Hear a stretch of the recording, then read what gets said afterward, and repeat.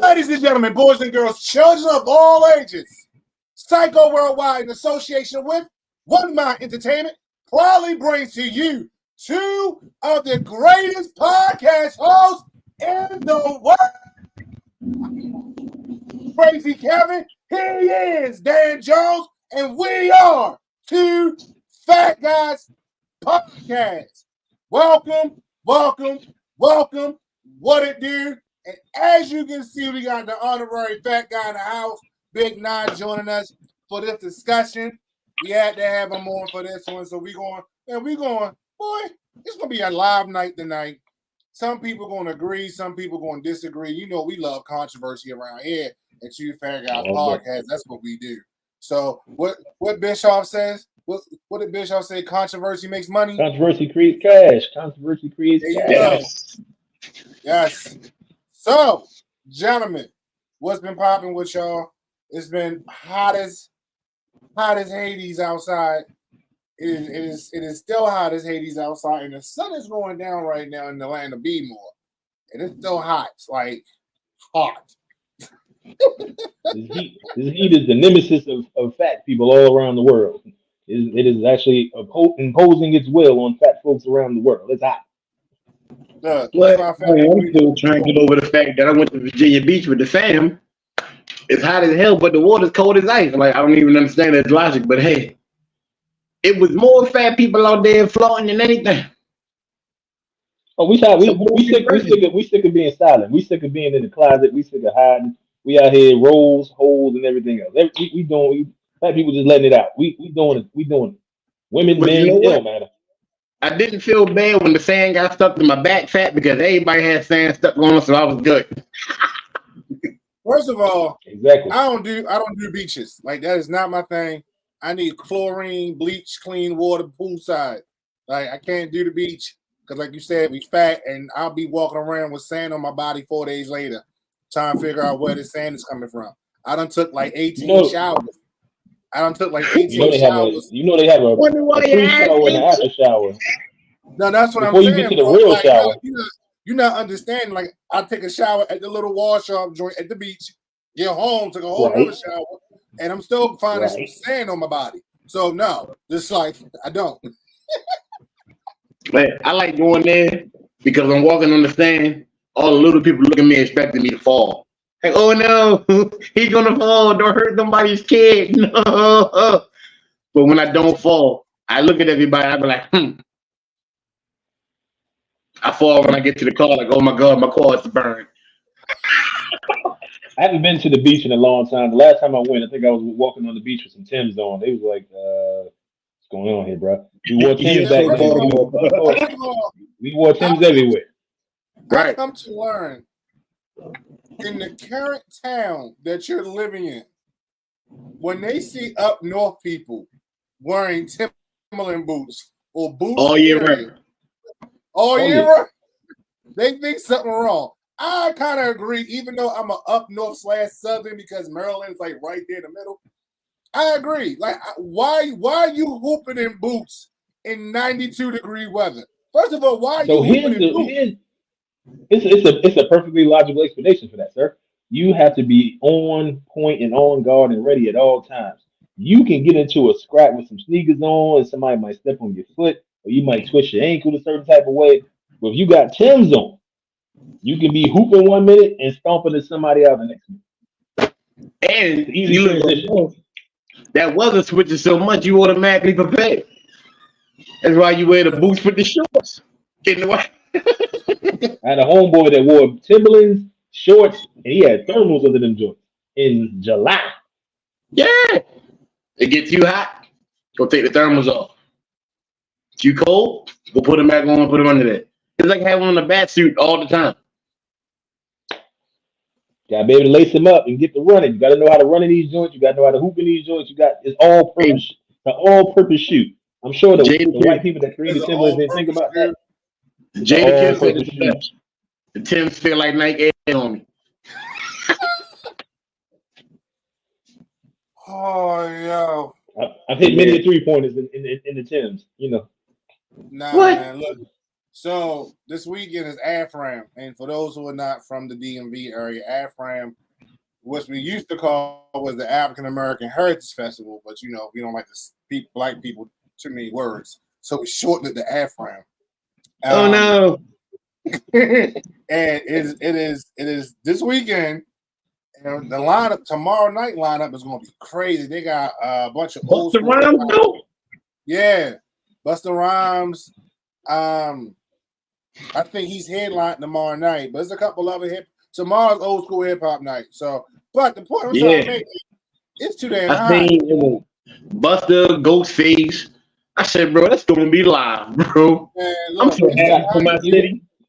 It's too hot. You gotta go, kid. It's still hot to be standing in Drew Hill Park, girl. I can't do it. No, you remember back in the day we had the Stone Soul picnic? They got all types of technology now, sir. You can get you a little carrying fan, a little tent, you know, some shade. Make your own shade. I'm not. Take off one of them shirts and put it on some sticks. Other people's shade. Shut up.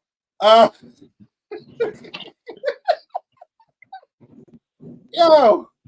So tonight, gentlemen, we're gonna be getting into the. It is definitely one of the hottest animated series on right now. It's very nostalgia for us who grew up from back in the day watching it, and Miss Voorhees. Shout out to Miss Voorhees. Thank you for jumping in tonight. She said, please go see Busta. I'ma live vicariously through you. I can't promise that. Hey, look, I seen him one time at the Baltimore Arena. I still can't keep up with. Look at me now. I'm fat. I got asthma. It don't work out well to me.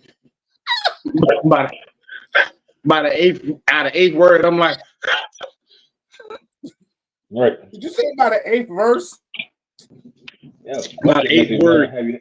You be catching an asthma attack trying to keep up with that song, sir. Yeah, 8th. Everything in Baltimore got an F on the end. 8th. Look, you already know Miss Boy. Little lemonade got you hot already. Yeah, a little bit. I told you I'm on the second floor of my apartment building, so my AC is pumping but so hard right now. You blaming the AC? You blaming that lemonade in that glass you got there, bro? Yeah, it's not Mike Hars, but it's definitely spiked.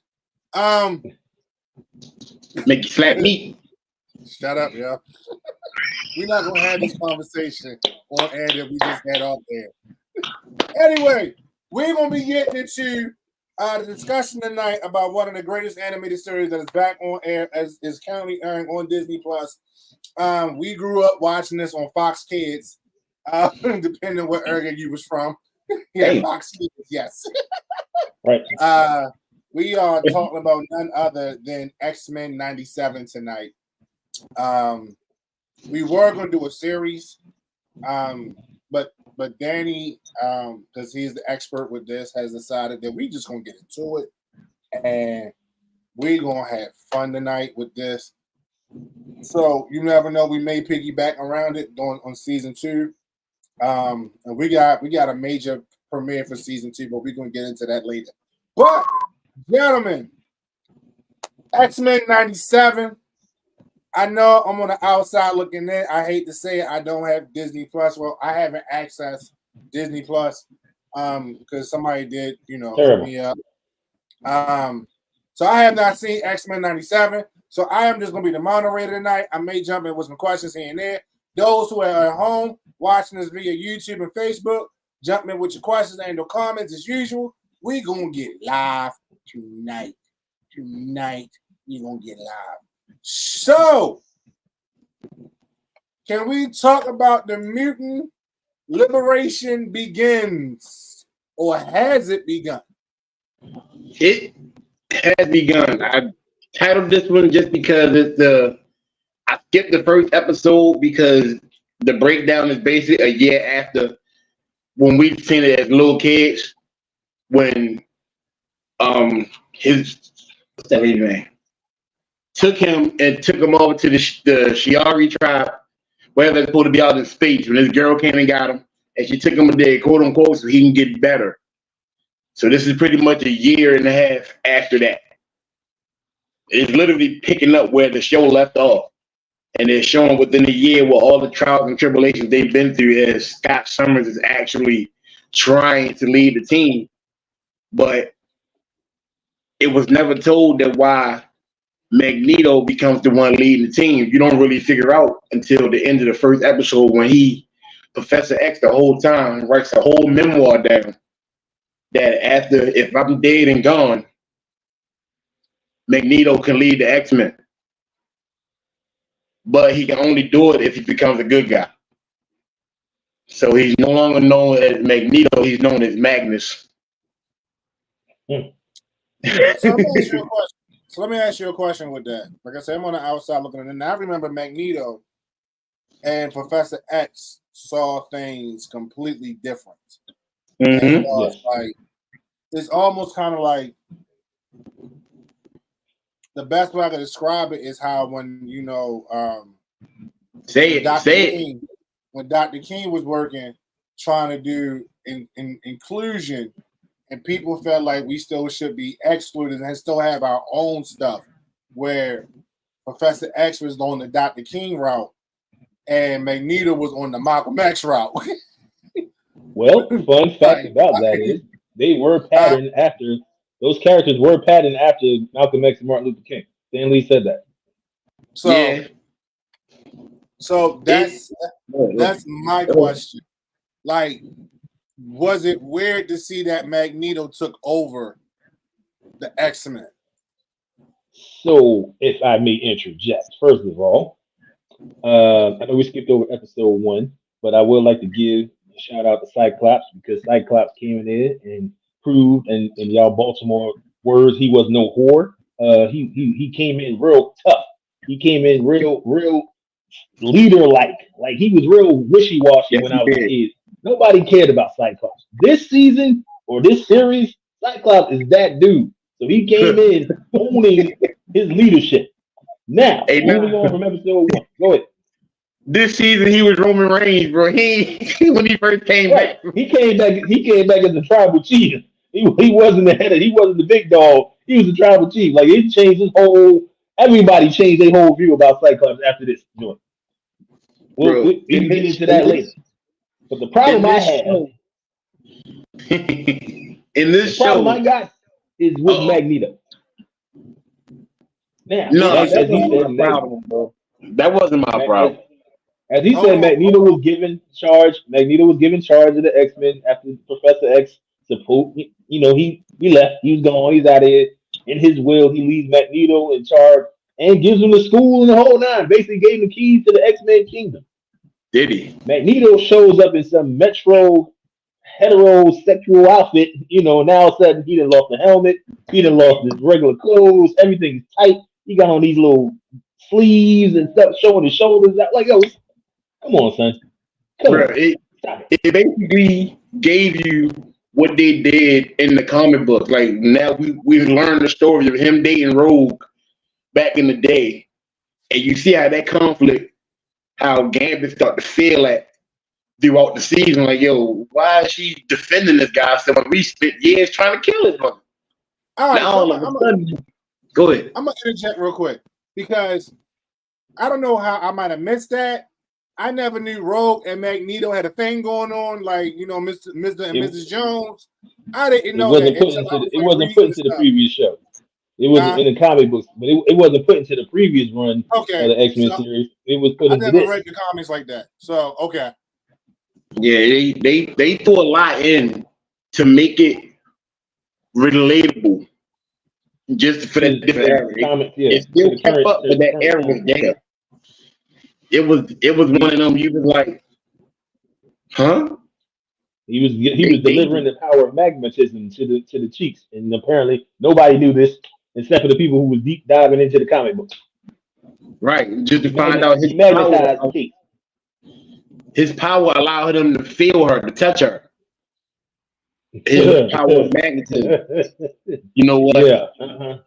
Yeah. I don't even know how to say that without that being. Yeah. He magnetized the case. He does what he did. Yeah, that's pretty much. But that was the thing I couldn't understand because Rogue, she touched anybody, you're dead. You know what I mean? Like you're just like hags. You know what I mean? Like you're dead. So that's the thing I couldn't understand how Magneto and her was able to put out the power. His power of magnetism is overwhelmingly so strong that it can avoid her death touch. She can kill everybody, anybody and everything she touch. She take control of, but not him. Yeah, it's supposed he puts a barrier over his skin like a half an inch thick. He's able to touch her. Like, okay, oh well, Gambit's feeling it because over the years he could never touch her, only with the gloves on. So you gonna feel a certain kind of way too. But he definitely felt liberated. Secret. She kept that thing a whole secret on that man. A whole secret. First of all, you smashing somebody that's the same age as your father. Let's talk about that. Let's talk about how that is a problem. You smashing some old dude. Dude's like 100 something. I'm like, he's not 100. I'm just saying, dude is old. He's old. Like, what are you doing, man? Right, bro. Didn't Magneto and Professor X survive the Holocaust, yo? You're smashing someone who was at the Holocaust. Think about that. Let's put that in perspective. I understand you couldn't touch nobody and you was looking for love and needed love, but ma'am, you're smashing a Holocaust survivor. He already put this man's life in jeopardy. So just jumps into that relationship with them, and then you get into the emotional part of it as she's always had it because Gambit is older than her. Yeah, Voorhees said that Rogue's always had a thing for older guys. Yeah, because her daddy ain't love her. Then again, your mama old because her mama was Mystique. Mystique is old, so I mean, I guess it makes sense. Yeah, I mean, let's be honest. Her dad didn't want nothing to do with her. He could never hug her. So how can you show her love? She had daddy issues. Shout out to Miss Voorhees. She's on board. Welcome to the ship.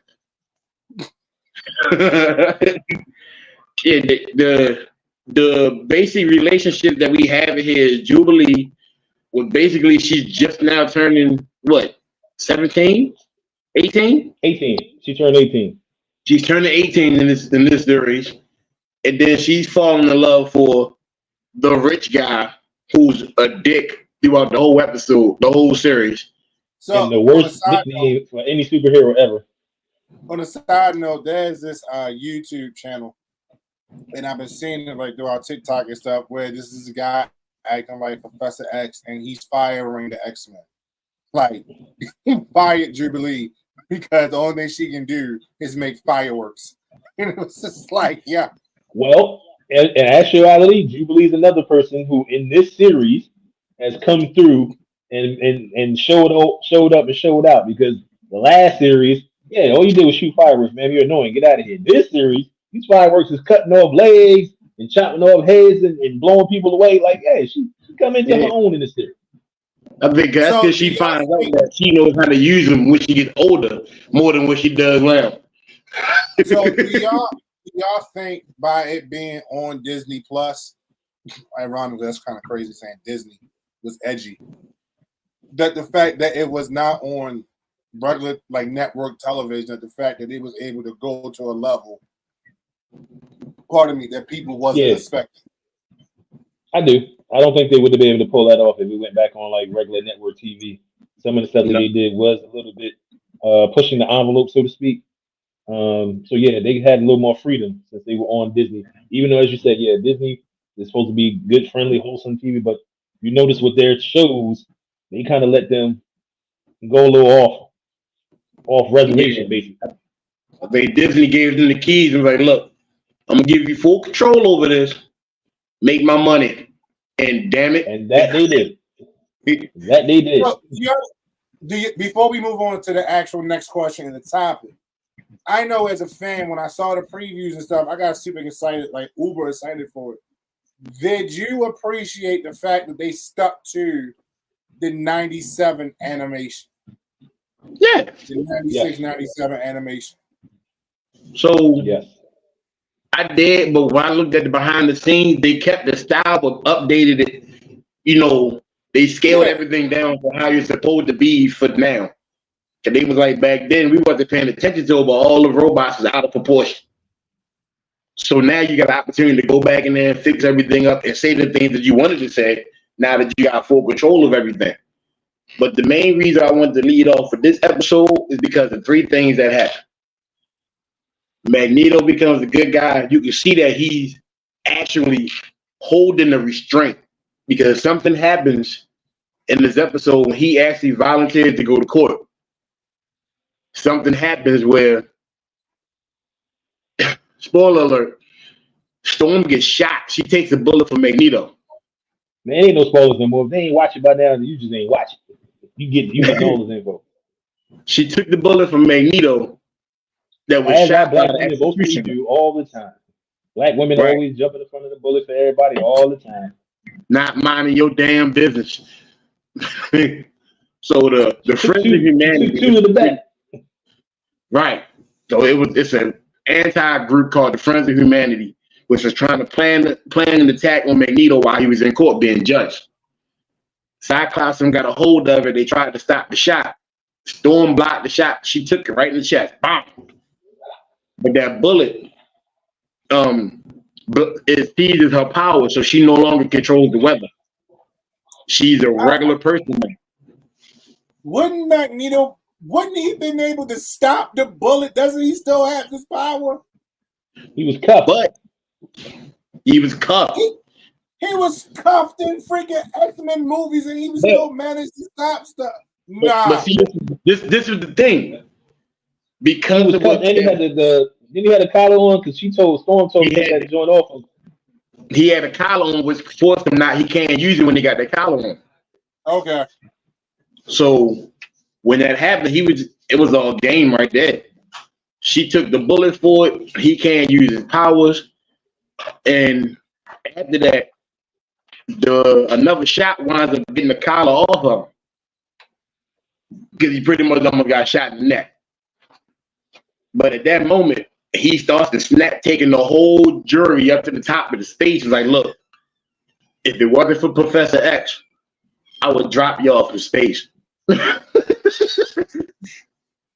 mean, I remember in the original X-Men series, like this, he tore up the Capitol when Professor X went to Congress, and Magneto showed up and just tore the Capitol up. So this is basically pretty much the same thing. He just scooped everybody up and said, "Look here, don't wait." What do you say? Pray I don't drop you or something in that. Pray I don't drop you. And you could tell he was being as sincere as he can because he cried. And it was like, you never seen Magneto cry. And it's like, yo, bro. No, I saw him cry once.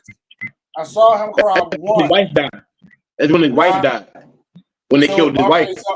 So I see him cry twice in the old series. He cried when his wife died, and then he cried when he flashed back to when Helmet and Professor X was kids in the internment camp. And because he was crying out of frustration, like because if he knew then what he knew now as a child, and he said it'd have been a different outcome. Yeah, because he's a straight first kind of guy. Like Malcolm X is like, look, you don't like me for me. I'm not going to force you to like me, but you're not going to give me my respect. Damn it, I'm gonna take it. Yeah, pretty much. Yeah. And Professor X is like, look, we can all be civilized here. Which, to my personal opinion, I hated Professor X in the whole series. I did. Yo, you put your people to hell for some punching. Now look here, man. How many dudes in the history of mankind has tossed their people to the side or did some things. First of all, he had some space age feather cooch. I mean, that feather cooch had him walking again. That man was up there in space walking. Why would he not go up there? Down here, I ain't got no legs. Up there, I got legs. And the thing is, that's what made him more relatable because we all got that homeboy like, bro. He remind me of Tony. That's gonna walk off with the shorty. The shorty's no good for him. She wants you to herself, and it's pretty much like, yo, you hanging over East Baltimore with your girl, but you got 3 cousins over here that's locked up, but they needed your help. You just like, man, look, I don't know what to tell you. How many of y'all know a dude that slide off with a new chick, forget about their kids, forget about their family, and they all living with the new chick, starting a whole new family? That's Professor X in this shit. Hey, your kids need Pampers. Your old kids need Pampers. You just look. Fuck them kids. Basically. Hey, PG. See, I was the one being good. That's him. Delete. All right. No, Matt Hardy. Next question, y'all. Okay. Fire Made Flesh, Motendo, and Life Death Part 1. The episode 3, 4, and 5. I didn't like the Fire Motendo. Made Flesh. Huh? I didn't like the Motendo episode. I don't like Mojo at all. I ain't like him in the old joint, and I ain't like him in this one either. Mojo. I like saying it every time I see him. Fire Made Flesh was probably the hardest episode next to that one episode. This Fire Made Flesh was based around the relationship between Scott Summers and who we know as Jean Grey, which we come to find out isn't really Jean Grey. This was a clone. The Goblin Queen. The Goblin Queen, which the bodies were swapped from, what's his name, Mr. Sinister in the original cartoon. Remember when Scott and them got married? Yeah, because I thought once Jean Grey, once the Phoenix had fully engulfed her, like her entity as Jean Grey was dead. Nah. It was never no coming back for her. Some kind of way, Mr. Sinister got it. Yeah, so he didn't marry Jean Grey. He married Madeline. Her name becomes Madeline throughout the show. And the only person that figures it out in this episode was Beast. He found out in episode 2 was like, this lady just pops up at the door and she looks like Jean Grey. He did some kind of DNA on both of them and found out the one that popped up was actually Jean Grey. But the one over here looks just like Jean Grey, has all the memories, but the DNA don't match according to the carbon copy. What do you call that? Now you know what problem I'm gonna bring up about this, right? I'm gonna let you finish, and then I'm gonna give you my synopsis. Cyclops broke my heart on this one. He broke my heart. We're gonna stick with this episode. Go ahead. So I know that you can only push the envelope so far, but if you found out that you got 2 Jean Greys that look the same, smell the same, taste the same, watch yourself. I'm just saying. And they cook the same way. Right. They cook the same way. They like music. They like all the same clothes. Their taste is the same. They have the same taste and everything. Well, you said she's a carbon copy. You said she's a carbon copy. You act like you got a problem with that. You can't. I think that's first of all, that was every guy's problem in that whole episode. Like, what? All right, so for me, all right, so I'm going to be the sensible guy here. Somebody can present me with a carbon copy of my wife to the T, how she look, how she talk, how she walk, how she dress, the whole night. It ain't the same. It ain't the same emotion because that's not my wife. So even though I didn't see it, I get where Cyclops is coming from. I get where he's coming from. Like Scott's like, you're not Jean Grey. You're not Jean. But he didn't say that until they revealed that she wasn't Jean Grey. Otherwise, she was still Jean to him all the way up until that point. Yeah, because he didn't know. If I don't know, then I don't know. But once you tell me, that's the problem. How you didn't know? How did you not know, sir? You just said there's a fear, there's an energy. All right, but you said she's an exact carbon copy. It's not like twins, all right? Because if you with one twin, and then all of a sudden you wind up smashing the other twin, I'm good. You should know the difference. What? Technically, it's not my fault. If you smash the other twin, it's not my fault. As you know, that I'm doing what I'm supposed to do on what I see. I'm using twins as an example because they may look alike, but twins aren't going to kiss the same. They're not really going to move the same. This Jean Grey was a carbon copy. She was a clone. That's just like, what was that movie with Will Smith when he was cloned? Gemini Man. This dude moved just like him, thought just like him. So in order for him to beat him, he had to change his mind state. He had to change the way he acted. So as long as this carbon copy was acting like Jean Grey because she was programmed to be Jean Grey, Scott's not going to know the difference. But now once you tell me, hey, yo, that's not your Jean Grey, then I'm going to feel some kind of way about it because the time and energy I could have been given to the real Jean Grey, I wasted on this carbon copy. Well, he wasted more than time and energy because he had a whole kid. Right. So technically, hold on. Voorhees said, but it's perfect in a way. One for Wolverine and one for Cyclops. No more fighting. You know, I don't think Wolverine would have went for it because it's not the same Jean Grey. I was thinking the same thing, but like Wolverine said, don't pick this is the wrong one. No, Wolverine would have. So was Wolverine around the carbon copy? Huh? Was he around a fake one? Yeah. Yes. She has the same pheromones as her and everything. Only thing different was the DNA strain. So he would. So if her body smells the same, he, like you say, he's not going to tell the difference. He's not going to tell.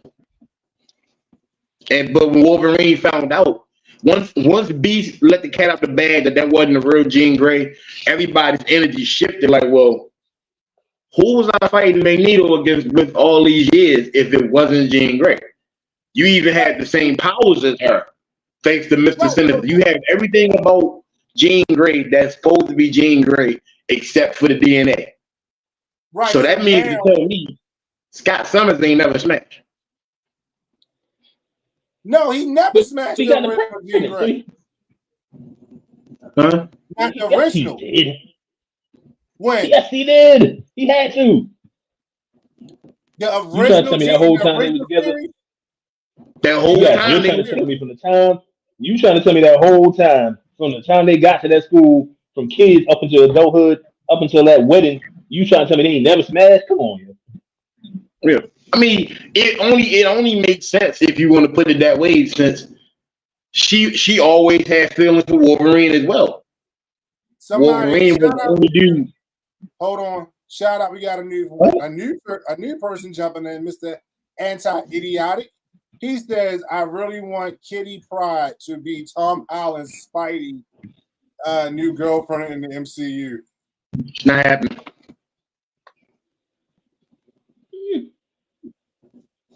I don't know where that came from, but hey.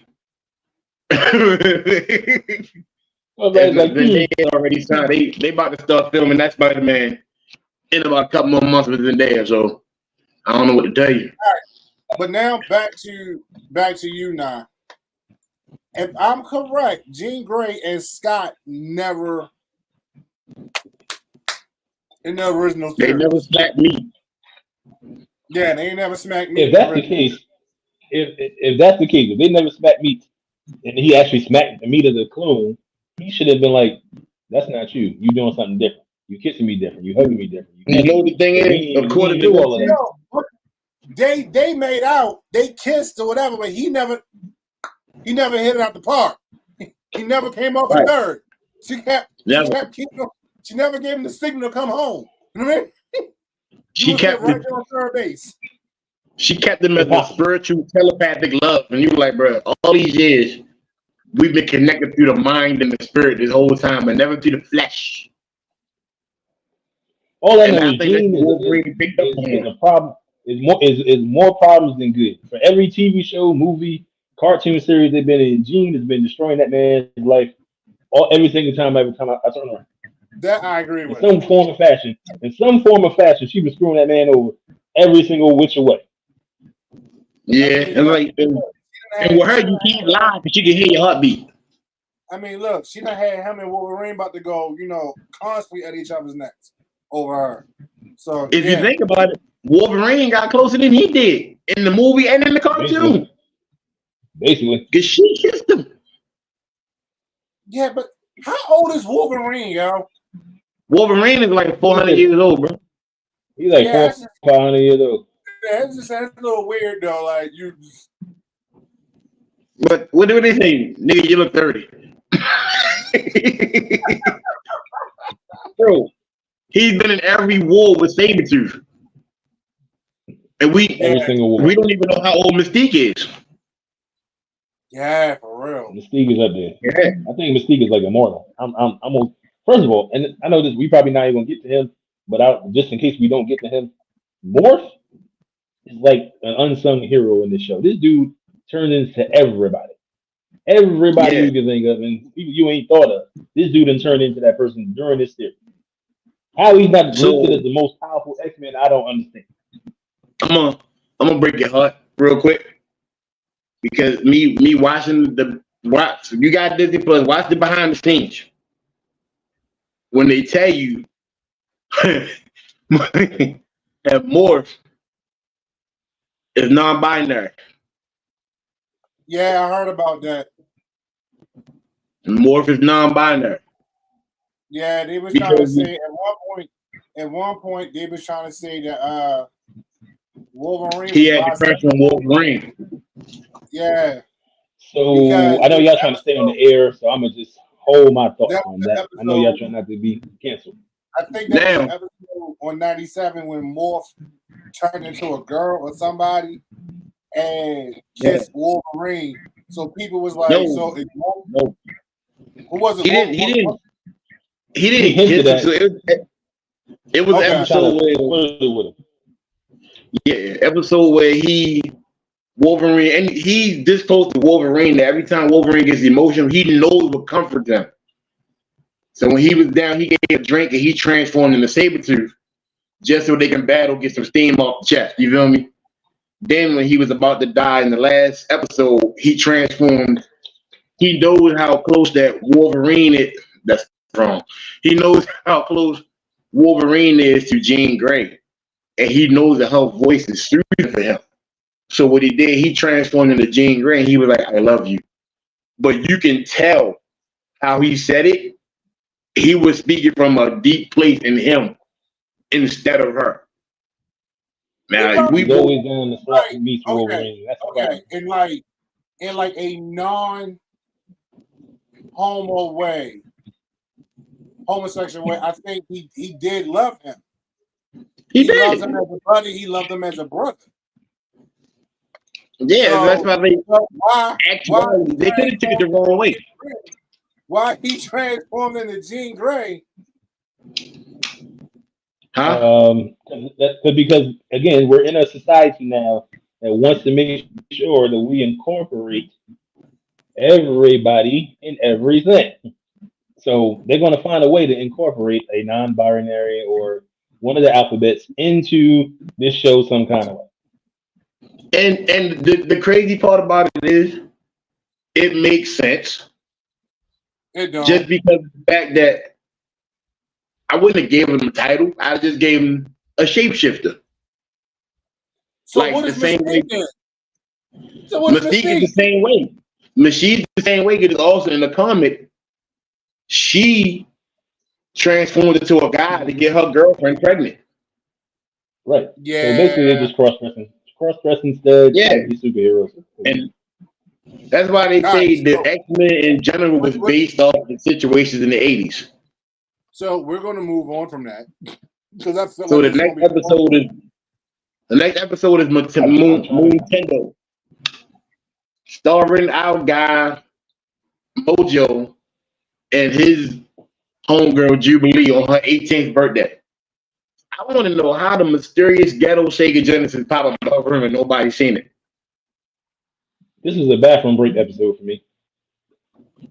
It kind of was, but then you realize it had a lot of detail in it. She's that Peter Pan. She don't want to grow up. She wants to stay living in the past. All the stuff that happened that made her who she was. Only point of the episode was the fact that she knows she can do more than shoot fireworks out her hands. That's about it. This boy is saying that Morph and possibly Morph and Mystique are hermaphrodites. Whoa, that's too heavy for the kids. Yeah, that's too heavy for the children. I told you this episode was gonna be crazy. We're gonna move that over. All right, so tell me about Life, Death, Part 1. Life, Death is the story basically about Storm. It's after she lost her power, she meets her with a friend in Texas. What is his name with the one leg? What's his name now? Forge. She meets a young Forge, and he's helping her learn how to redevelop her powers. Which, in actuality, it was a conscious thing. It pretty much knocks all the emotion out of you. Your common sense is gone. What made you who you are, you don't have no more because you're so shocked that you got hit. But the plot twist on that is... So in other words, what you're saying is Storm was suffering from PTSD. Basically. And she had to fight her own conscience in the form of an owl. In the form of an owl, because basically an owl represents what? Knowledge. And if your own knowledge, like an evil version of the Tootsie Roll owl. Trying to figure out why the owl. Oh my God. So that was one of those X-Men transcending episodes like they used to have in the old episode where they, like one character had to go through some type of transcendence to find out or to rediscover who she was in order to get her powers back. Right. Yeah. But the plot twist on that was the gun that was made to kill Magneto was designed by Forge. And the government took it and reformed it into a gun so they can hurt her. Well, Magneto. And when she found that he was the one that made the gun, man, she slapped that man's jaw. It was almost the next episode. They had to go fix his face. He fixes his body. He had to fix his whole self up. Like, sir, let me go get this purple Kool-Aid, help her out, get her up in here, get her powers back. He loses it. He was a regular guy. You don't want to lose a black woman. He was a regular guy. He pretty much told her, "Yeah, I fucked up. I did that to you, but I love you anyway." Like that, sir. She only been here for 2 weeks. How the hell you love her? 2 weeks, and I don't even think these women are very strong in the. I mean, Storm is bad though, yo. I'm just saying. Again, yeah. So going back to what you said about Jean and Scott, in order for you to fall in love with this chick in 2 weeks, it would have to be assumed that y'all did some other stuff other than him trying to fix your power. You was riding on the horses and all other kind of stuff, and you probably rode the Storm, and now this you love her. Hey, Storm is a lady. We're gonna treat her as such. They actually have storm chasers in Texas who chases the storm. You see Twitters with the tornadoes and stuff like that. Storm chasers. Stay with us, Kev. Stay with us, bro. Stay with us. Get your mind out. You busy thinking about slapping me? We not right there. He was chasing the Storm and fell in love with the Storm, and then the Storm found out that he was out here doing some wild stuff and he smacked him up a little bit, as black women always do. Once they find out you sliding, he smacked him up. He had to get right. Now he out here singing R&B songs with his one arm in the rain, trying to get her back. And I can't sleep, baby. Yeah, he's doing the Drew Hill dance, stepping and jumping and stuff out here looking like jazz. But he figured out, hey, I'm gonna go out here, I'm gonna take you over here to this mountain, and that was the next episode. But anyway, we gonna jump in. He took it to the mountain, as we always do. We take you to a little trip to the mountain, get you right, and he got it right. At his own cost. at his own cost because he got shot, which is like most brothers do. You get shot once you figure out your life, and you know you wouldn't be happy with somebody. Now you're just shot and got dead. That's the stories in all the movies and all the TV shows. Now she got to come rescue you. This did remind me of Jason Lurie. How she had to go through the whole conscience. She had to do the whole conscience. Get my man to change his life. Right. First of all, let's talk about how the fact that she got her powers back. How she go from being a half-shaved head chick to having a full-blown perm again? I'm trying to understand how that even happened. Ooh. By the power of the God. It's like, wait a minute, where be y'all at? And I was fighting. She was mostly bald-headed, and then she came back with a full head of hair. She came back like Angela Bassett in Wakanda Forever. When y'all mentioned Jason's lyric, it's the scene with Jada Pinkett Smith, and yeah, my God, there's a lot of slapping when it comes to Jada Pinkett. Yeah. She was a lot of me slapping in that movie. That's when Jada was good. She was on a boat with what's her name? And I just remember it was a topless scene, and it just anyway. Yeah, that's when Jada, Jada was Jada, back in the day. Anyway, we back. Moving on. I gotta bring it back for myself. Yo. Remember? Remember? This was a tough one. This was a tough episode. So I ain't gonna front. I was a little emotional at the end of this joint. What? You seen what I put on Facebook after this episode? They gotta stop. This is I feel like that was a consensus with a lot of episodes of what I was saying, like on Facebook, where people would like post after the show. They was like, they got like X-Men is getting too emotional. Like I can't take this. Like my heart, I'm having palpitations. This is all types of that. When you think about it, this episode is the actual episode called Remember It, which is something that Gambit usually says a lot throughout the show in the comic book. And this was about Magneto or Magnus. Him and Professor Xavier came up with this place called Genosha, which all the mutants could go live and be free without the harm of no humans being around them. But it winds up being a setup for somebody got this big giant, which is Sentinel, to kill all the mutants that was on the island. So it's just one big massacre all over the island. But the X-Men ain't there because they stuck at the house at the X-Mansion doing something else. And then Magneto, Professor X, is still in space with the bird lady. So he don't know what's going on Earth.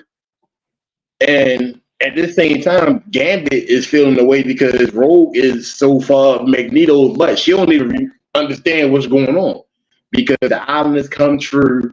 All the mutants here are living nice and free. And the people that are behind helping putting the island together was like, look, we need a president and a first lady on this island. We vote for Magneto. Magneto said, I'm not going to do it if I can't have Rogue. So he goes to ask her. She says no, but she been holding that secret for the longest time about her and Magneto. She actually sits down and tell that man. My man is like, look, we can be friends forever, but don't kiss me. Don't look at me.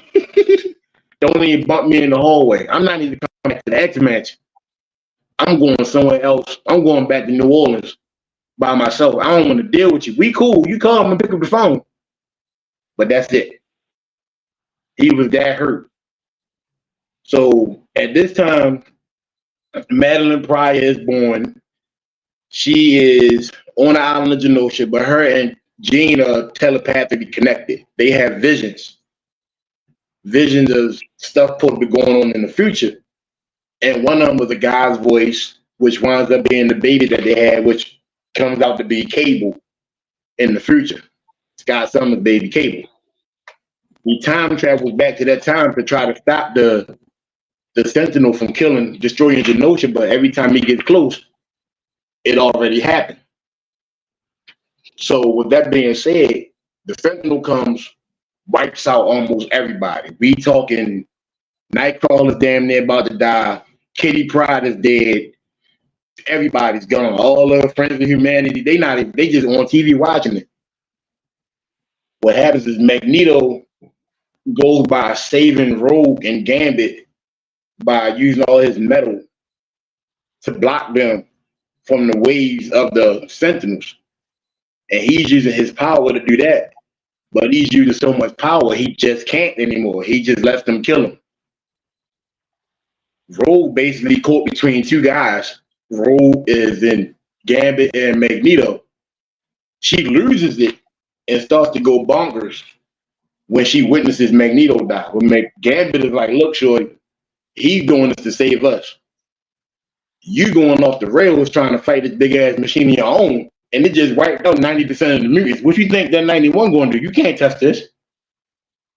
Pretty much. Gambit goes to save her, and in the midst of that, he has a plan. The only person who could actually get close to it was him.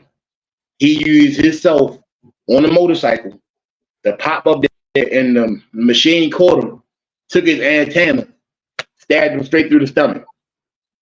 You see this on TV with like what was it? He had like what, a half a minute left of breath. Yep. Charged up the antenna and said the name. The name is Gambit. And blew up the machine. Remember it. And blew it up. So if he didn't blow it up, it'd have been bad for the rest of that generation. Which leads me to ask, why you mean Ben did that to any of the Sentinels and Master Mold and all that other kind of stuff? But other than that, I'm assuming that was his dying energy. Like he gave everything he had to that. Everything he had. What made it emotional was that at the end, she could finally touch him. Right, because he was cooked, didn't he? Yo, half his face burnt off. She holding this man's dead body and like, bro, I can't feel you no more. Like, you couldn't feel him in the first place. You couldn't feel him in the first place. That man was fried. That man was like a slice of bacon. He was done. Yeah, she crying. I'm like, oh my God, bro. How do you feel about this episode now? Definitely an emotional episode. I did not see that coming, or at least I thought, hey, this is going to happen, and Cable will find a way to reverse everything, and they'll start over. Like, I'm still waiting for them to reverse everything and start over. But they ain't starting over. So I'm like, okay, he's dead. Like, he's gone. Cajun. He's a Cajun for real. He's Cajun. But Gambit, again, everybody from this series has stepped up from the last series. He was definitely tough. Gambit was a tough dude the whole way through up until that point. Even going out on the sword, he's called himself trying to save Rogue. Even though I think he could have just let them blast Rogue. She probably would have been all right. I don't know, but I think she'd have died, bro. She'd died. That was a tough one. That was definitely tough because it was like no reversal, no reverse card, no do over. It was it. Like, he was gone. I'm like, that's how it's going. But the plot twist, like, all right, stop playing, go back in time. This is a nightmare. Somebody sleep, wake up, do it again. Like I saw Cable, I'm like, all right, so man, Cable gonna come back. He gonna bring his little bracelet in. He gonna be like, all right, watch out, they about to come. Nope, none of that.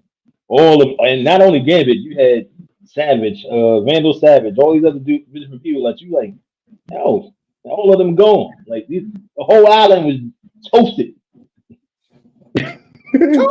And once again, it's based on stuff in the comics. So to see it happen on TV is like, bro, I would have never thought y'all would do this on TV. So many little kids are hurt and crying. I think that's the best thing about this, even though I haven't seen it. But the fact that they're able to pull from the comic. It's like the Fox Kid version pulled, but it had to be dumbed down because it's Saturday morning or after school stuff. And so they had to be really, really careful about what they aired.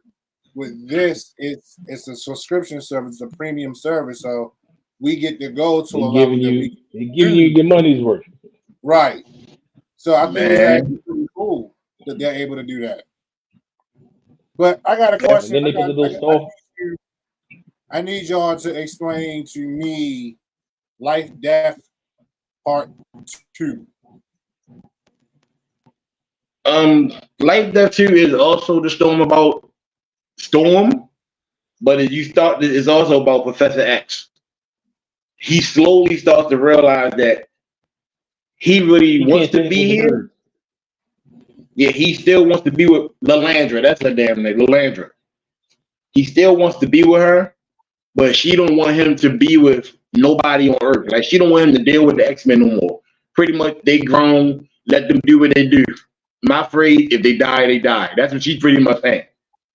You're with me now. New woman always do. Once you cut off everybody and be with this. You're gonna say that every time you get an opportunity to use that phrase. But that's what she's pretty much saying. She's pretty much saying almost every time I say that, it usually helps up with that conversation. She pretty much told them that they're grown, let them do what they do. Let them do what they do. Television. You want to stay in these feathers, stay up here. Right. Yeah, but the reality is that it's hard for him to not want to help them. They're like his children. And that's the part I'm about to get at like that, where her Lilandra's sister is trying to take over the kingdom, trying to find a way to get her knocked off the throne. And this was the better way to do it because Professor Xavier is a human. They're not supposed to mate with humans at all because they're a whole other species. So in the midst of her challenging Professor X to some kind of a battle where he agreed to stay up here as long as he could keep his memory. But she was like, if you want to stay here and rule with Lilandra, you got to get your memory washed away so there'll be no more X-Men. Which remark are you referring to, Ms. Voorhees?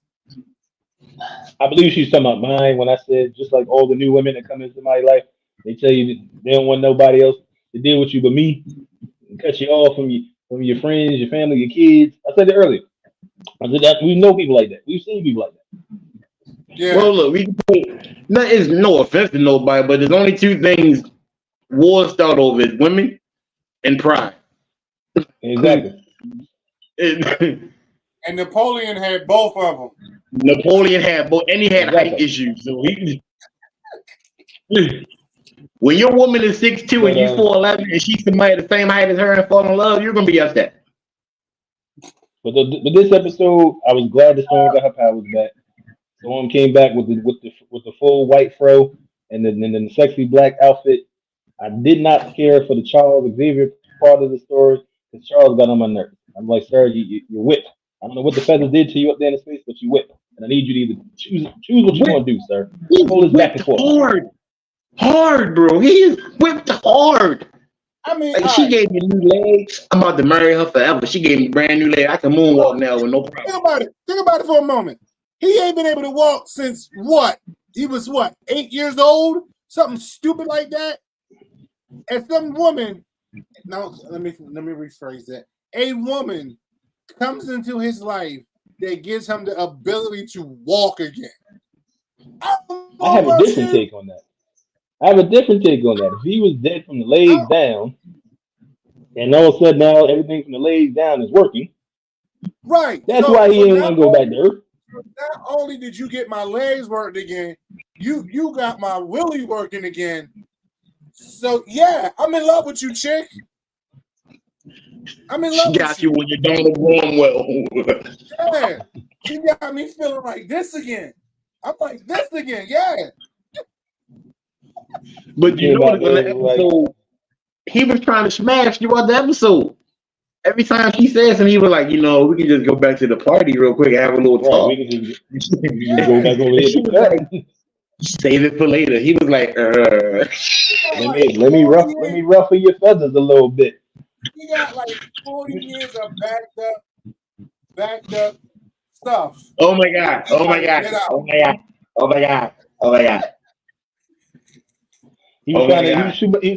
was trying to get with her with his mind. If you get the girl mind first, you got the body. So he's trying the mind thing, but he's like, I can do this with the body now? I ain't going back down it. Right. Finagle to finagle.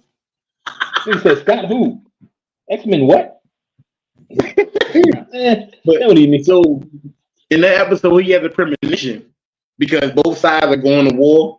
And in the middle of his premonition, you see all his X-Men at the table, and then all of them disappear. But it's this one big giant Gambit that comes out of nowhere like a sentinel. And he's like, what? Look like a turning the bone. What's wrong with him? And then they show his bones, and he's like, "No, not my X-Men, my children of the atom. They're supposed to be having fun, making love, drinking beer." Like, what?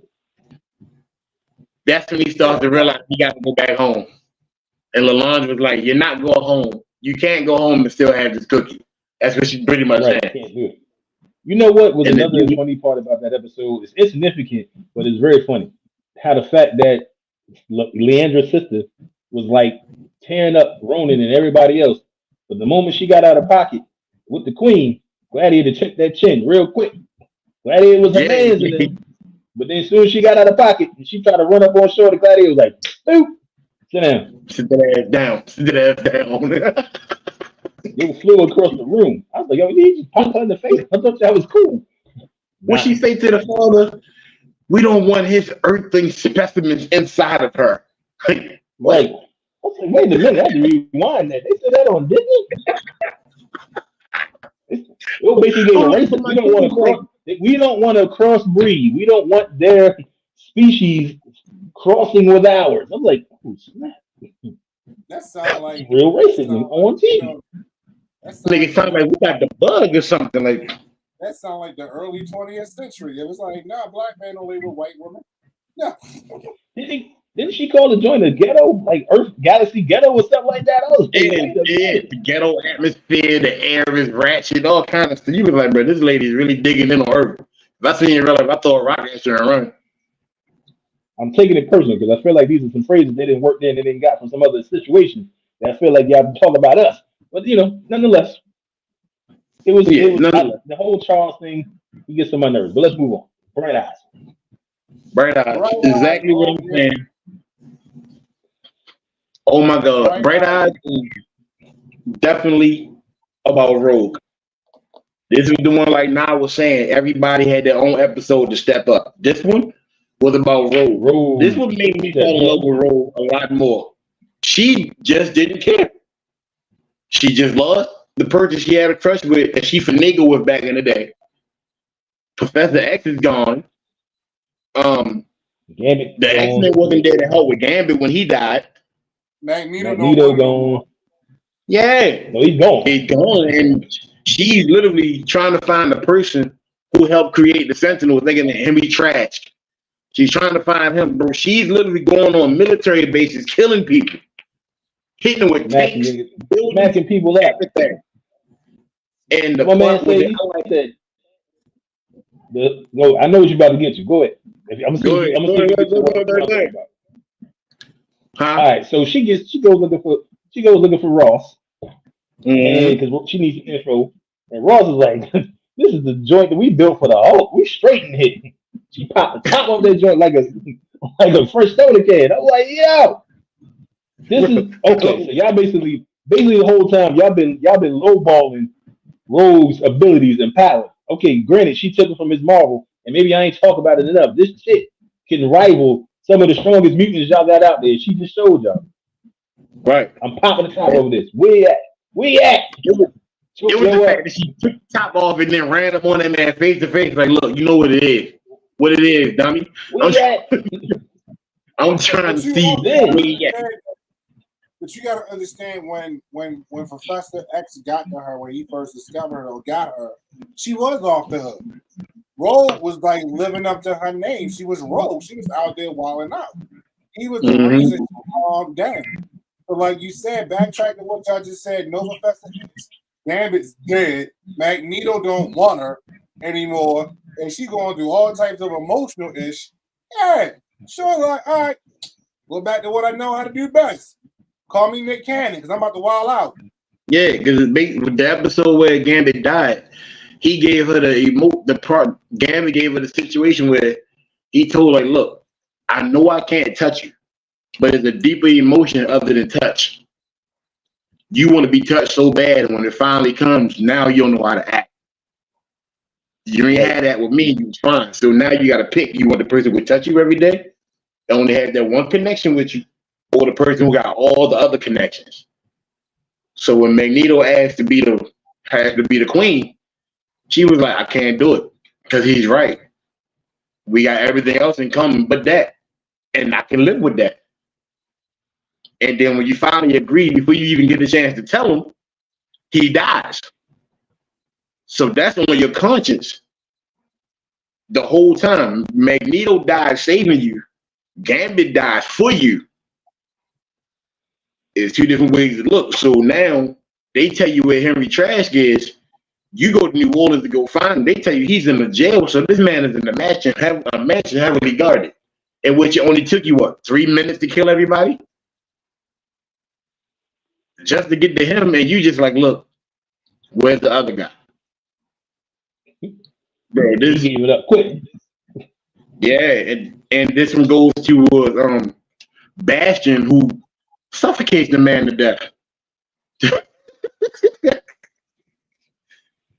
They find X-Men find Rogue in New Orleans crying on the steps. And they tell her, like, look, Nightcrawler, for being her half brother, tells her, like, look, one dies for you, one dies so you can live. You know, she ain't even go to the funeral for Gambit. That's how pissed she was. She was too busy out there looking for names, checking heads. She was too busy rocking people's skulls. Hey, now we forgot the most funniest part of that whole show. She disrespected Captain America. She was like he was a scrub. Disrespected Captain America, but that was the disrespecting him, kid. Treated him like he was soft. Yeah. She told that man, asked Captain America to go help find such and such. Cap was like, his hands are tied. Long story short, she had a shield in her hand. She said, well, I guess you don't need this. Jumped up in the air and tossed that joint. I don't even know if he's probably still looking for it. That episode was real. So they find out the X-Men is in Genosha trying to find victims and help the people up. The people with like, what do you call it? Relief. They trying to help people. They get back to the first aid relief, whatnot. And they find a couple people, but then they get this mysterious phone call from this doctor, like, "Hey, come to this building, and you can see what's been going on behind y'all back that y'all didn't even know." So they get down there and find out there's somebody using DNA to create the Sentinel program over again. A guy named Bastion. But however, they see the doctor, and he's so scared and terrified, he don't know what to say to him. Rogue just grabs this dude, and hangs him over the balcony on some Suge Knight Vanilla Ice. Stop. I was ready to say that. I was ready to say what you was about to say. So she Suge Knight Vanilla Ice this dude. She Suge Knight Vanilla Ice this dude. She asked him as nicely as possible, can you help us find the person who did this? Or no. If you want to be the guy who doesn't be the bad guy, help us. I won't even be mad at you. He said, I can't do it. Goodbye. Drop that dude. Yo. Everybody's face was like, nah. You really just drop it? She went hard like that, yo. Morph was like, so this is what we're doing now with X-Men? Wolverine said she's doing what we wanted her to do this whole time. But wait, there's more. Yo, the dude gets off the ground and flies in the air. He's floating in the air. Like, we just seen this dude hit the ground. He gets up and starts floating. He already got the DNA in him that these new Sentinels are created by. Just to find out the entire city has been taken over and infused with this kind of serum. So all of them are half human, half Sentinels, going after the X-Men. This is the part of the series where everything goes way left and you're just like, whoa. It was like, so the X-Men has become public enemy number one. In the matter of 3 episodes. Not necessarily public enemy number one, but they were definitely enemies of that state, or that city, because the whole city was on their ass. Yeah, and the whole city. That's the one when Cable returns, and that's when everybody finds out. Jean Grey finds out that's the baby that they sent away years ago. Baby Nathan. First of all, Cable looked like he ate a few people. Like, why is you so much bigger than your father, sir? And right, he was big as man. Listen, he was upset. He's like, oh, stop with the daddy antics. Couple 100 years, and now you want to be daddy. Like, bro, he didn't know you got implanted with he wasn't nowhere around. Huh? Like he wasn't nowhere around. It wasn't like he was a deadbeat dad. He forgot about you Thursday. You were gone. We had to save your life. I'm like, oh. Right. So we're gonna move on to the next episode. Tolerance is extinction. 1, 2, 3. And 3 culminating. These are the 3 episodes of pretty much the last final 3. And they're all based around Bastion, which is the person who's the mastermind behind the whole serum. He's the guy that got Mr. Sinister involved, Henry Trask involved in this whole situation that's going down. He's trying to make everybody evolve into better human beings by turning them into androids. New Sentinels that shapeshift. That's basically what he's doing. Why is every villain ever? Why is it every time? I'm not just saying with X-Men, but just in general with some of these animated shows or whatever. There's always a guy who is not happy with the human race and wants to make them perfect. That's the easy story plot. Any animation, any show. That's an easy story plot. That's happening in real life. Thanos, Bastion, people in real life. Like people say, I don't like the way the world is ran. Yeah, correct. I'm going to change it by getting rid of XYZ and make it into what my version of the world should be. That's an easy storyline for any. It's been done in wrestling. Right. If you can make that reference logical for the people to understand it now, you can get away with anything. You can take your information now and throw it back then. Every movie will be different. Like picture Rambo from '88 with CGI. It'll be a lot better. You see what I'm saying? And picture Harry Potter without no CGI. Who's going to sit there? The difference is how you take it. But these 3 episodes show you what the difference is. Sebastian is a guy who was a young man who had these powers of feeling out electrons and understanding through his body. Huh? He was what's it called? Technokinetic. Yeah, technokinetic. He can hook up to anything that was electric and feel the energy. He can look at your phone and tell you how much phone power is being actually used on your phone. He was one of them guys. He can reprogram your phone. He was like he was the dude from Infamous, the Infamous, The Last Son. If you want to be honest with you, he's basically a walking, talking smart car. He's a human Ultron. And he sucks. I don't like villains with goatees. I need you to have a full beard or a mustache with a little soul patch goatee thing out of it. First of all, I would have rather Mr. Tennyson.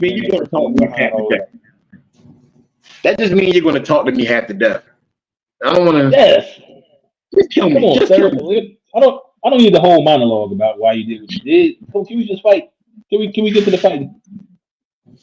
Now you turned your mother. You needed your mother to help. I need you to understand why I'm the way that I am and why I'm doing what I'm doing before I kill you. We don't care. I don't want you to die wondering why I was such an a-hole. I promise you, when we kill you, we're not going to wonder why you did what you did. You're going. I don't care. You're dead. You're dead. I don't care. You're dead. I don't care. You had your peoples kill a whole island full of mutants. I don't care why you did. You got to go. It's fact. And just to find out, he saved Magneto the whole time and hiding him. We all know Magneto died. What was the purpose of that again? It was a bluff card. He pulled a bluff card because he knew how Rogue was with him. So he knew that was going to try to make him go off the rail. And if there's no leader for the X-Men, everybody's going to eventually turn against the X-Men. If the person that controls metal is not there, your Sentinels can pretty much roam free. When did you find time to grab Magneto in the in the light cloud smoke show that you did when you blew up everybody around him.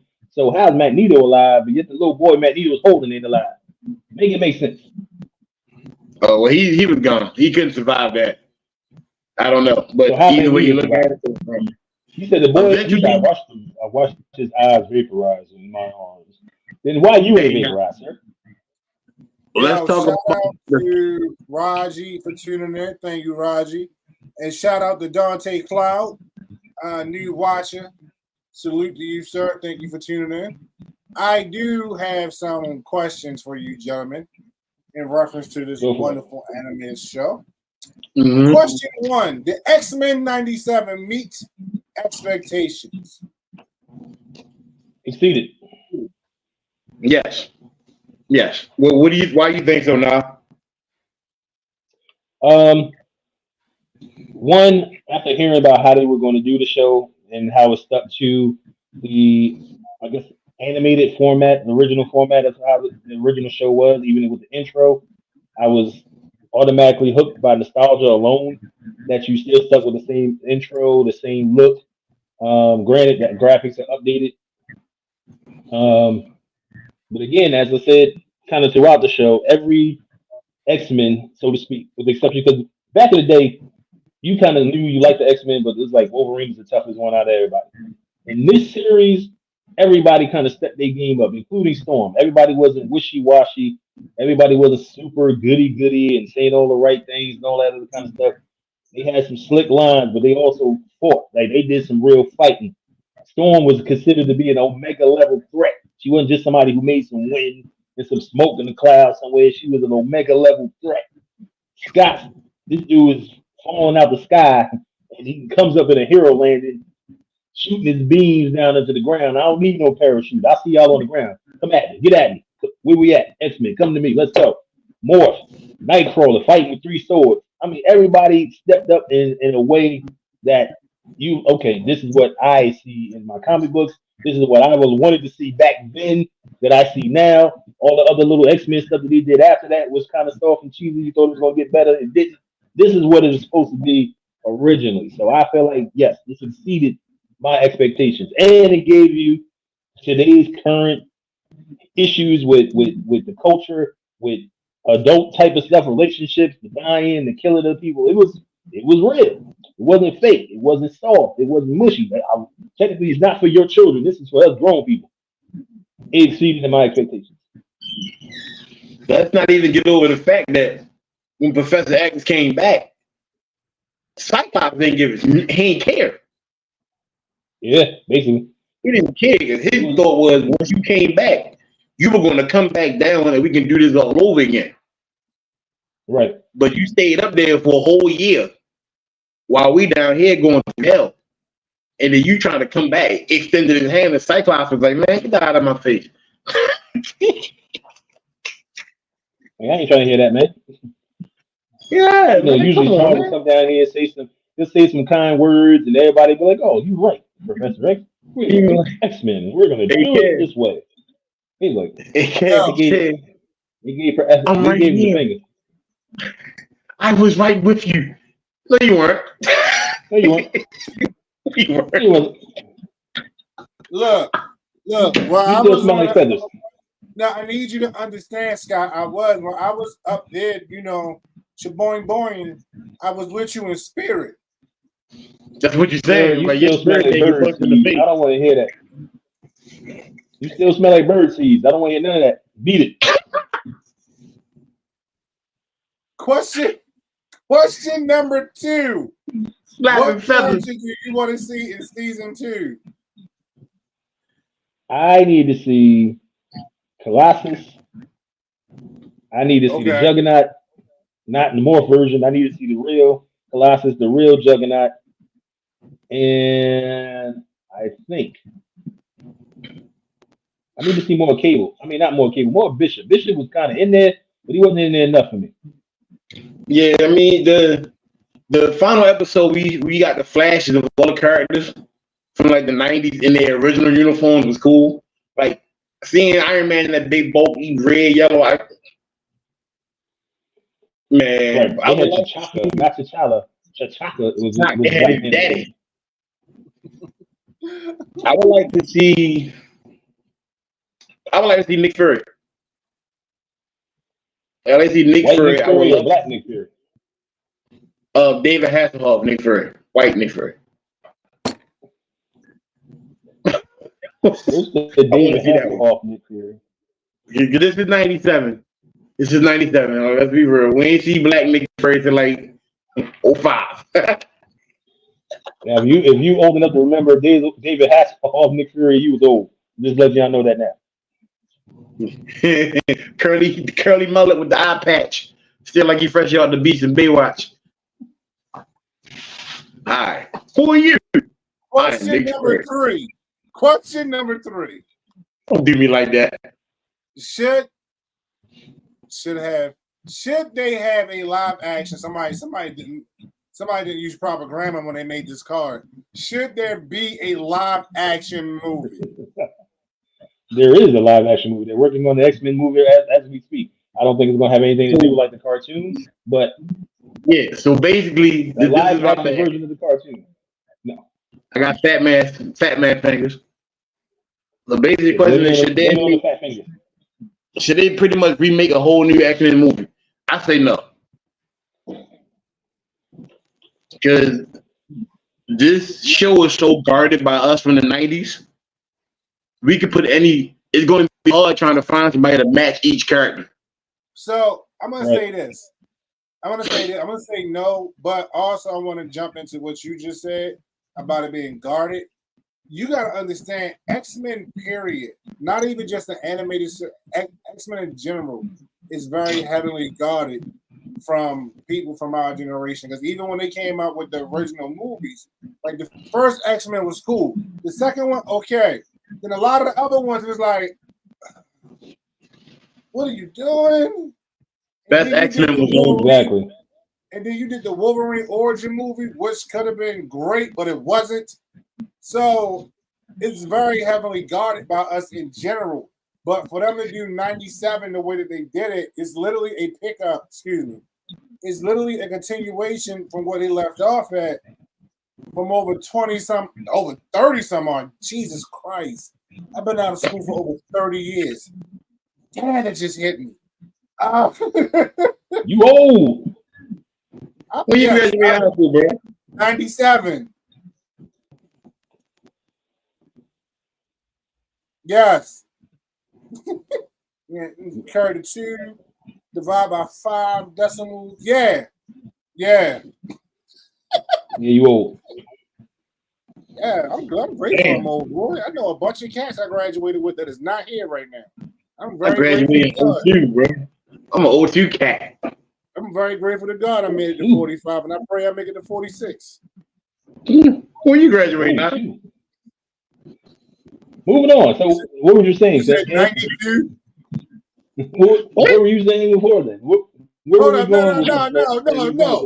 we ain't gonna just roll past that, sir. What year did you graduate?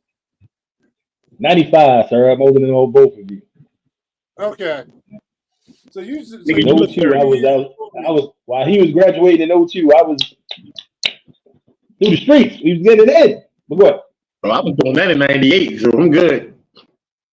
When he was graduating in 02, I was raising my 1-year-old, going on 2 years old. So I thought I had a 1-year-old in 02. I like how you said that without looking at the camera.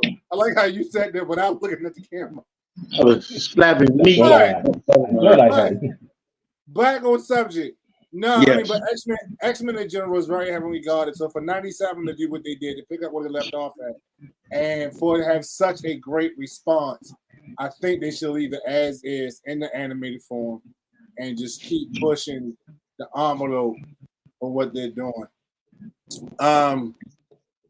Final question, gentlemen. What other Marvel shows should be animated? I know they're in the works for doing the Spider-Man Year 1, so I hope that's just as good as this one. I need a animated series. They could do the whole reboot of yes. Fantastic Four. Yeah, I mean, because the live action was good. Like Netflix had it on lock. And then Disney was like, hey, Netflix, we own Marvel now. Yeah, man. Or give me Luke Cage. If you're not gonna bring the live action version of Luke Cage back, give me an animated version of that. Yeah. Yeah, I would like to see the whole Defenders, the Luke Cage, the Jessica Jones. If you're gonna do it like that, you gotta get the Punisher. Before the whole Disney taking over, and you're right, Netflix had the Marvel series on lock. Like I watched every single one of them joints, and it was really sad to see him go. I'm happy that they bring it back, Daredevil, but I would like the Punisher to also come back as well. Did you say? I'm happy that they bring it back because they brought back Echo, and Kingpin is in Echo.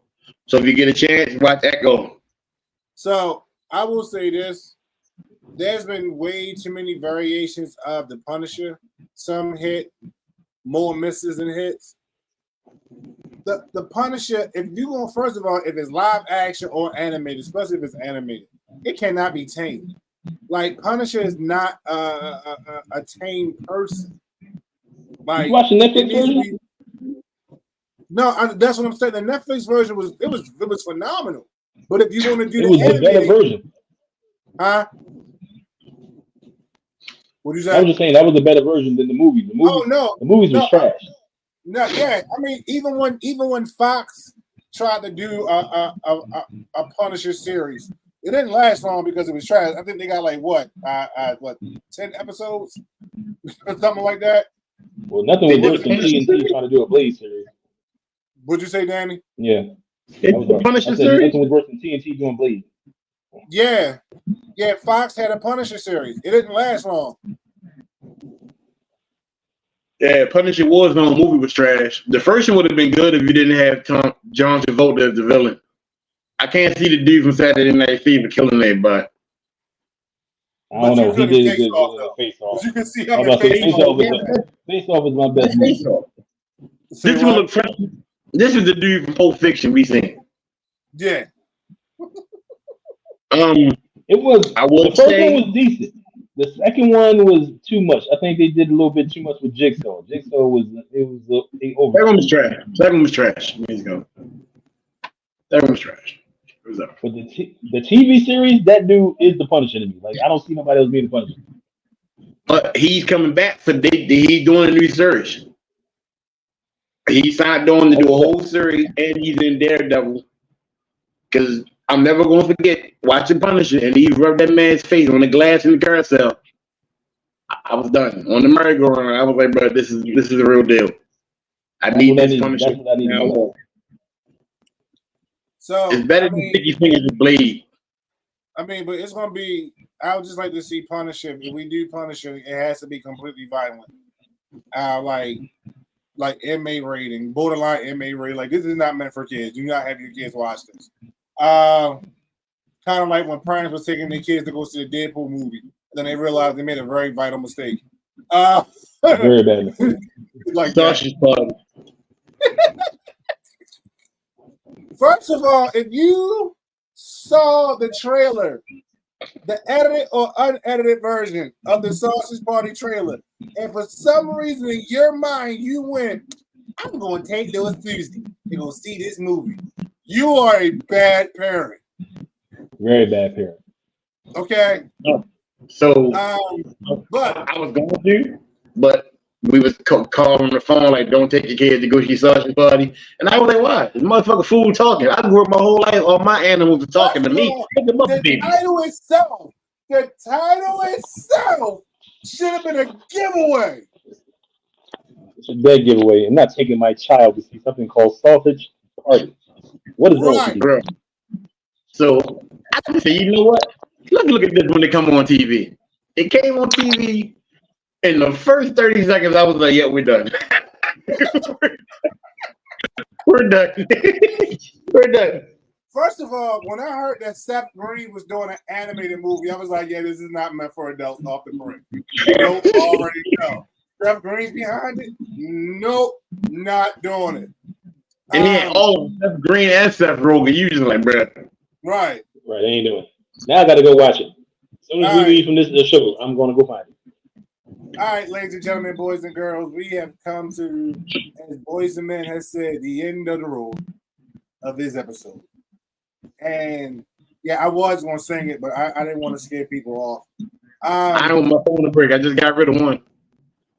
Oh, Lord Jesus. That's black people for you. What that? Nope, don't do that. Don't do that. You know better. So, with that being said, I'm sleepy. We have got some stuff on deck for y'all coming up in the next few weeks. In 5 episodes, we will be celebrating our 25th anniversary. Our 25th episode. Thanks to y'all for the support and hanging in there with us and all our shenanigans. Danny and I will be starting season 2 as the kickoff. The 25th episode will be the kickoff of season 2. We got some stuff on deck for season 2. This is not the last time that we're going to be talking about the X-Men 97 series. One of the things I am going to put out and pull out the cat in the bag, we are doing our version of WWE Rivals. We're still calling 2 fat guy battles. That is not actually 2 fat guys battling because I think people will still pay to see that. But that's 2 fat. That's 2 big men slapping me. Mark here in the big show. It works. So it's our version of battles. We're going to be talking about Usos versus the New Day, Ric Flair versus Vader, Optimus Prime versus Megatron. Just stuff like that. Well, these classic battles and classic rivalries throughout wrestling and animated life. Hell, we may even throw some hip hop in there, like. That's not even fair. There's no point in saying Kendrick Lamar versus Drake. No, we're not doing that. Because off the bat, I'm going to hate Drake. Off the bat, all 3 of them. Winners by unanimous decision. Nobody picks Drake in this battle. But we're going to have guests on for that, including this gentleman right here, Big Nah. He's going to be a guest for that show. The 25th episode is going to be crazy. So I do have a question to answer. This is a question that was posed to me. Somebody asked me, where did I get the intro and the outro from? I got the intro from New Age Outlaws. If y'all ever watched wrestling on the Attitude Era, Road Dogg used to come out and when he would introduce him and Billy Gunn, that's how he would introduce them. And ironically, Road Dogg borrowed that from an old school wrestler that used to do it also as he would introduce himself. The outro, the outro, Tell a Friend to Tell a Friend, is actually from a Noriega song called Banned from TV that feature Big Pun, Cormega, and a bunch of other 90s hip hop artists. And then Cormega in the song said, Tell a Friend to Tell a Friend that it's them again. So that's why I got that. You forgot about that, didn't you? As you should, because Nori is trash. Nori is not trash. What? You know what? Yeah. You know, ooh. I'm adding that to the battle list. You know what? We'll have our own. We're going to talk about Pharrell versus Timberland. Ooh. The Battle of VA. Who got it? Pharrell getting smoked. That's okay. Ooh. Look at Nas' face. Nah, you know what it's taking me back to, right? You know what that's taking me back to? Those Friday nights. Yes, sir. It's getting dark. I'm gonna make sure I got my crown ready for this. My crown, not my crown. My crown is gonna be ready for this discussion. Oh my God. Who? I think I'm just gonna have to be a moderator with that one. I'm just gonna have to be the Michael Cole of that show. It's gonna get heated. We getting in. That's gonna be interesting, ladies and gentlemen. So I think season 2 is gonna be season 2 gonna make everybody hate somebody. Man, we also are going to be jumping. You know what? I'm not going to talk about nothing else. The battles is what we starting the season off with in a few weeks. So, like I said before, thank y'all for hanging in there with us. Thank y'all for telling people about us. Our TikTok is growing every day. Facebook is growing. Yes. Thank you. Yeah. YouTube, yeah. But YouTube is a different algorithm, it's a different beast. But we thank y'all so much for supporting and sharing. Thank you for Big Nah always coming through when we ask and just being a massive supporter for the show. We always salute you, sir. Before we sign off, gentlemen, any farewell remarks? You already know what you got to do. You know how I feel and how I do, and I still got people who might be looking for me, so I ain't got nothing to tell you. But keep checking out these brothers, and I'll be here when they want me here. I got a couple of things on deck. I have a book coming out October. Is it a picture book? No. It's actually a sci-fi novel. We got a little picture book. I ain't see James run, okay? It's called Slap Meat Volume 1. It's like, no. So, what? No, it's called The Untitled Nightmare. It's coming on October 22nd, which is my mother's birthday. Rest in peace to her. If you didn't notice, the bracelet that's on my wrist, I'm actually working on a jewelry line called Samson's Jewelry. I gotta get with you about that one too, man. Now I gotta get with you as well. It's a couple of days I've been connected with down here. I'm just working on some stuff. Possibly some shoes next year. It's a lot of things popping up, bro. I'm just saying, if you gonna make shoes, bro, make sure that they're able to support 200 and over. Oh yeah, I don't do Crocs.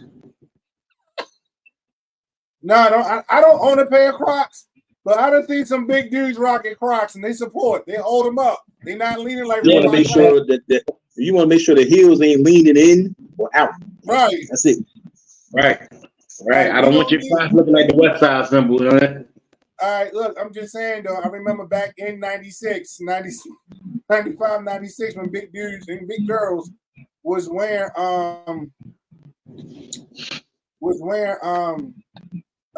classics. First day of school, they was fresh. By the end of the week, they look like the rewind button and the fast forward button by the end of the week. Yes.